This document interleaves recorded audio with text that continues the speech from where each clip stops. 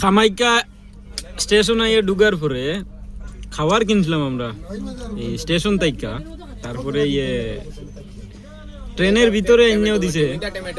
আর এটা ডিম নাই, যদি দেখা যায় এটাই নইল গিয়া টমেটো গাড় মারা দিয়েছে, গাড় মারা কালার এমন।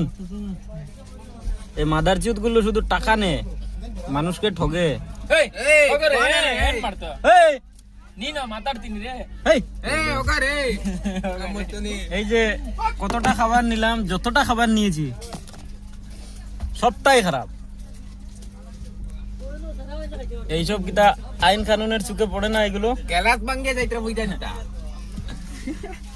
এটা কি পুলিশ প্রশাসনের চোখে পড়ে না?